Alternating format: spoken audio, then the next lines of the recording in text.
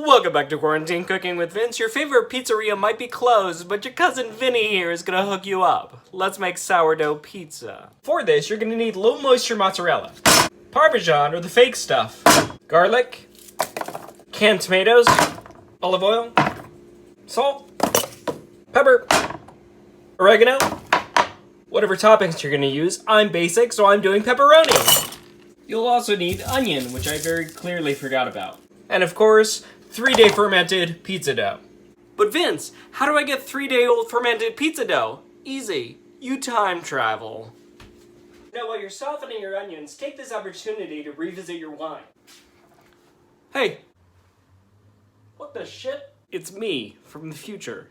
Are you telling me we figured out how to do time travel before we figured out how to edit well on this stupid show? Of course. Have you met us? Yeah, that is pretty on brand. Nice haircut, by the way. Thanks. Will you make us some pizza dough? You got it. Peace. Deuces! In a bowl, get a half cup sourdough starter. Add half a cup of water, half a cup of flour, and a spoonful of sugar. Let this hang out, stirred together for about 2 hours. Does a spoonful of sugar help the medicine go down? Only if it's not a hard to swallow pill, but this will give us nice browning on our crust. 2 hours later, you should have some nice bubbles. Add about a tablespoon of olive oil, a cup of flour, good pinch of salt, and then about a quarter cup of water. Just enough water to get it to come together to a dough. If it's too sticky, add more flour. It should be a nice supple dough. Divide it in two, cover it in olive oil, and put it in the fridge in airtight containers for 3 to 4 days. In a pot, soften your onions. I'm using about a handful. While your onions are softening, go ahead and get your tomatoes in a blender and blend them up real good. Add some water so it blends up real nice. We'll cook that out later. Now that my onions are softened, I'll add my garlic, 3 crushed cloves. There's currently a shortage here in Los Angeles, and I think it's the deep state vampires doing their best to dissuade me from using garlic.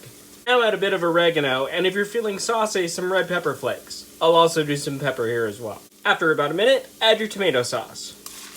A big pinch of salt. So we're gonna let this cook for at least half an hour while we preheat our oven. Now to get good pizza, you're gonna have to cook at a scary hot temperature. I'm going as high as my oven will, which is 550 degrees. Oh, hello there.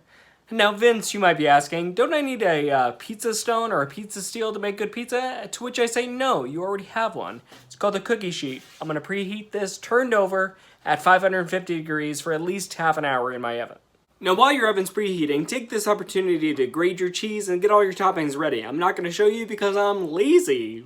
Half hour later, my sauce is nice and thick and reduced. Let's assemble. Get a piece of parchment paper a little bit bigger than your cookie sheet. Stretch your dough out into vaguely pizza form. Don't go bigger than your cookie sheet. Sauce this, but go light.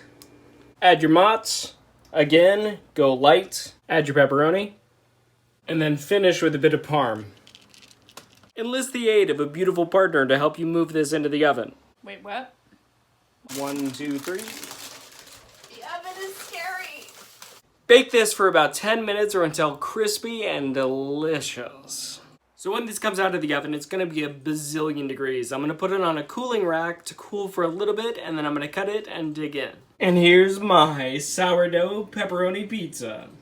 Make this with chicken, make this with vegetables, make this with whatever topping you want, just not pineapple, because if you put pineapple on a pizza, your bloodline is weak. Just get out there and make this.